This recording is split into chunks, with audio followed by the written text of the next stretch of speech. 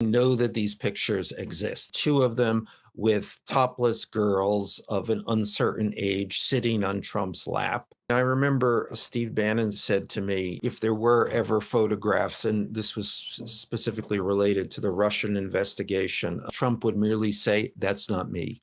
That's somebody else." Fake news. And I think that is probably true. I mean, why? I mean, this hasn't been pinned on him yet. Why should it now be? Michael Wolff doesn't just expose Donald Trump. He performs open-heart surgery on the myth of the man himself. And the diagnosis is brutal: terminal delusion. The current president of the United States has turned politics into a three-ring circus where the clowns are underpaid, the ringmaster can't read the script, and the audience keeps wondering if this is satire or a national emergency. Wolff doesn't need fiction. Trump supplies it daily. One meltdown, misstep, and meme at a time. We're the most important relationship, non-family relationship in each other's lives. That's a new fact. What was he like when he was speaking to you during those hundreds of hours, specifically the relationship with Trump? As I say, he was enormously detailed about his relationship. Epstein believed that it was Trump who first informed the police about what was going on at Epstein's house.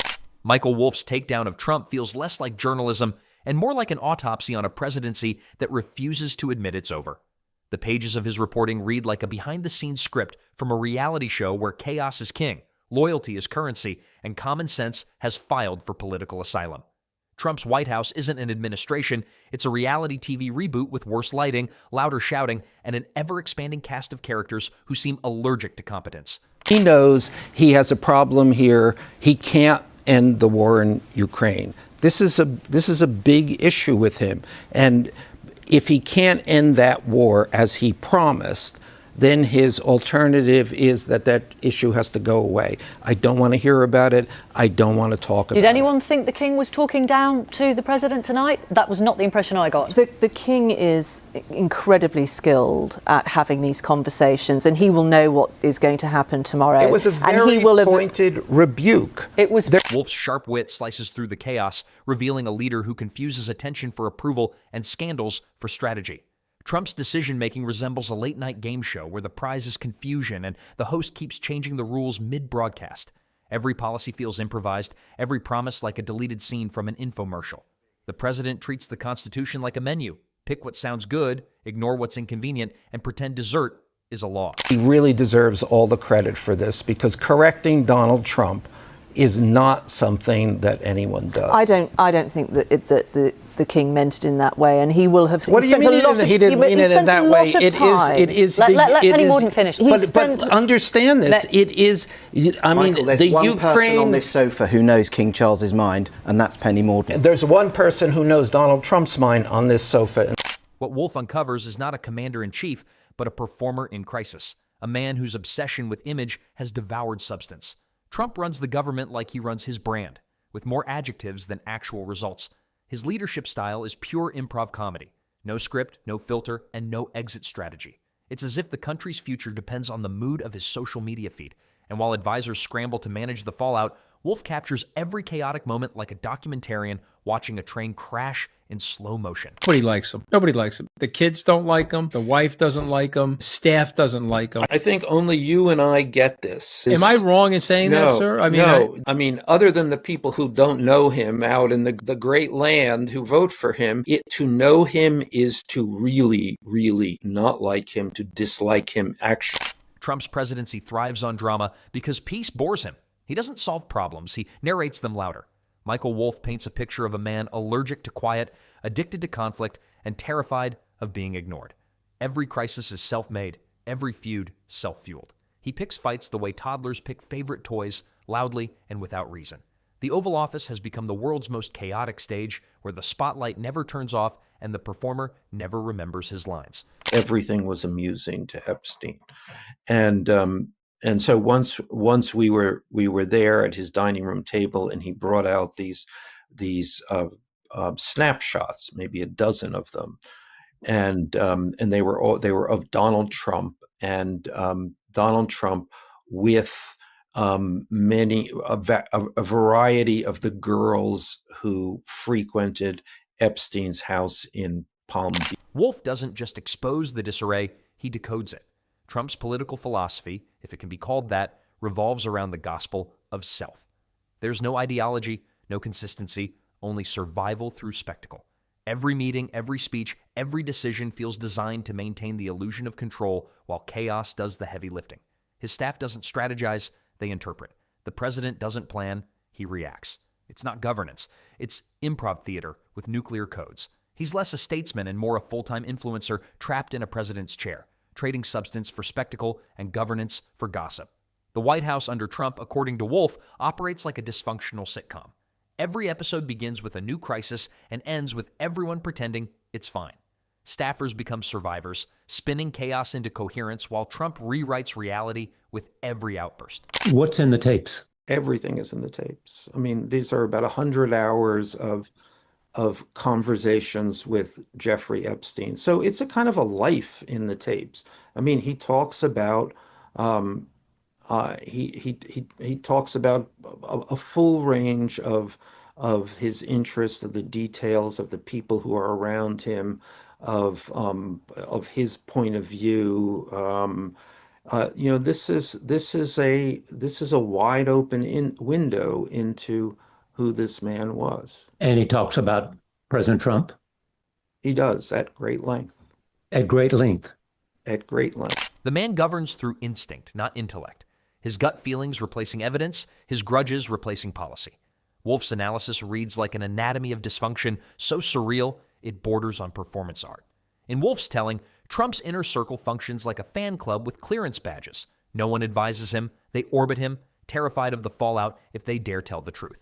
Loyalty trumps logic, flattery replaces facts, and the only consistent rule is to keep the president's ego fed. It's less a cabinet and more a cult of personality, where the one thing more dangerous than disagreement is accuracy. The result is a government so allergic to honesty, it treats facts like enemies of the state. Every press conference becomes an exercise in damage control, every policy announcement a plot twist in an endless melodrama. And the best part? Wolff doesn't exaggerate. Trump's presidency is the kind of absurdity that defies satire. A man who spent years branding himself as a genius can't complete a coherent briefing without turning it into a performance. Advisors exit meetings looking like survivors of a psychological thriller, unsure whether they just witnessed strategy or a monologue. It's leadership reimagined as reality TV, ratings over reason, applause over accuracy. For him to inhabit you in a way that is really, really toxic, which is one of the reasons, by the way, all of these people talk to me and continue to talk to me. You need an outlet when you feel that. Politics, and these are people, the bulk of them who have made political, or many of them who have made political careers. And in a way, they're used to people who are working for people who are extremely difficult. I think Trump surpasses that. Yeah. So I've never met anybody that likes him. And I talk to everybody as like you do, and they put up with him and they tolerate him and they work around him and they go into spiritual healing. But there's a high level of toxicity in his midst. Wolff reveals how Trump's worldview is a carnival mirror version of reality, distorted, self-serving, and dangerously entertaining. Every policy becomes personal, every challenge a vendetta. He governs by mood, attacks by instinct, and celebrates chaos as proof of dominance. The man doesn't manage crises, he manufactures them for sport. Wolff doesn't have to condemn him, the evidence condemns itself, one headline at a time.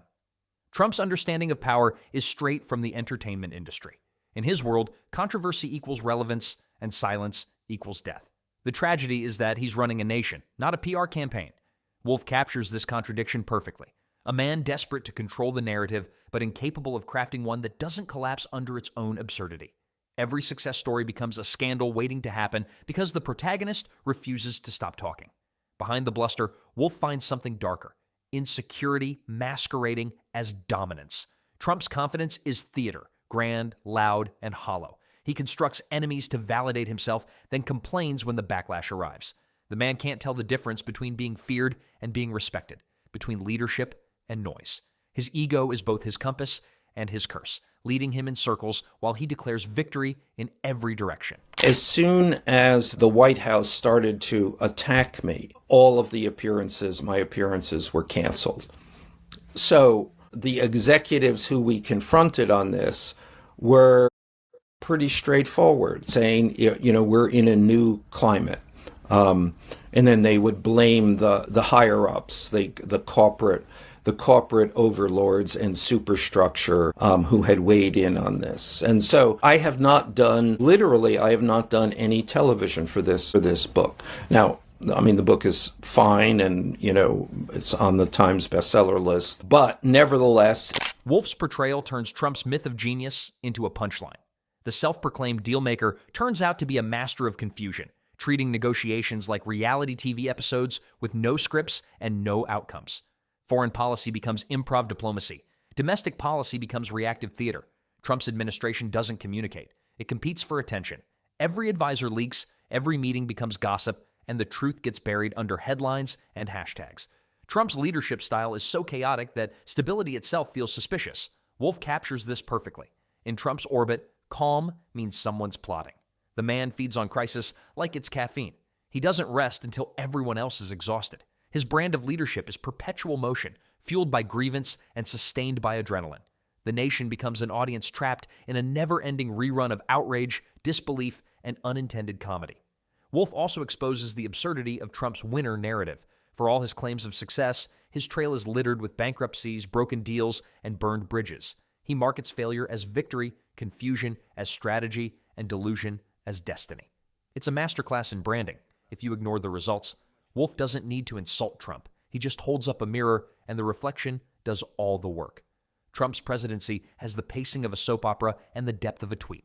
Wolff describes a man so consumed by self-image that even policy becomes performance. People don't. They really assume that Trump is a normal politician, and you look at him and you can follow he should be judged on his actions and his policies, which is absolutely not the way to understand this man. And if you do it that way, you won't get it. And what you have to understand is that he is motivated by a whole range of things that have never, ever entered the political sphere. Every speech is an audition. Every crisis, a scene. He acts out leadership the way a magician performs tricks. Distract the audience, deny the obvious, and pray no one sees the strings. And yet, somehow, the show continues because the chaos never stops being entertaining. Wolff's genius lies in his tone. He doesn't rage against Trump. He dissects him with surgical precision. The result is both hilarious and horrifying, a portrait of a man who stumbled into power and mistook confusion for charisma. Wolff shows how Trump's need to dominate every conversation leads to self-destruction. The louder he shouts, the smaller he looks. Trump's presidency, as Wolff paints it, is a comedy of errors written by someone who never learned irony. Every victory turns into a crisis of his own making. He surrounds himself with enablers who tell him what he wants to hear, ensuring the cycle continues indefinitely. He doesn't try to avoid disasters, he tries to monetize them. The absurdity is staggering. His strategy for survival is the very thing that keeps him sinking.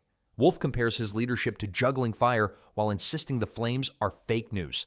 Trump's self-perception borders on parody. He sees himself as history's greatest leader while behaving like its loudest commentator. Wolff highlights the contradiction, how a man obsessed with legacy keeps dismantling his own. Every tweet, every feud, every boast adds another layer of farce to a presidency that feels less like governance and more like performance art gone rogue. Trump derangement syndrome, which we've both been accused of having by Stephen Chung, the White House press spokesperson. But you, as someone who's spent, as you say, 10 years studying this man, you appear relatively normal. I don't know. I can barely remember what I was like before Donald Trump. And more, and which is a dangerous thing, none of us in this country can remember what we were like before Donald Trump. In Wolff's universe, Trump isn't a villain. He's a malfunctioning spectacle. A man so committed to the illusion of greatness that he's blind to the wreckage behind him. His relationships collapse, his policies implode, but his confidence remains unshakable. Wolff's depiction of that unearned certainty is brutal. It's like watching a magician saw himself in half and call it success. And yet, the chaos endures. Trump thrives in disorder because it's the only environment he understands. The presidency has become his brand's greatest advertisement, proof that noise can be mistaken for strength if it's loud enough. Trump's White House, Wolff observes, runs like a dysfunctional corporation where the CEO measures success by headlines instead of results. Meetings devolve into monologues, staffers leak to stay sane, and the country watches the spectacle unfold in real time. The Oval Office isn't a command center. It's a soundstage. Trump's version of governance looks more like self-promotion with nuclear implications. Wolff's critique lands hardest because it's so matter-of-fact. There's no hyperbole required. The truth outpaces satire. He portrays Trump as a man trapped in his own myth, incapable of distinguishing between applause and accountability. Elon could have a whole team at Grok AI now just working on imagery, convincing imagery of Trump, and how would we know? Yeah, no, and listen, I have seen these pictures. I know that these pictures exist, and I can describe them. There are about a dozen of them.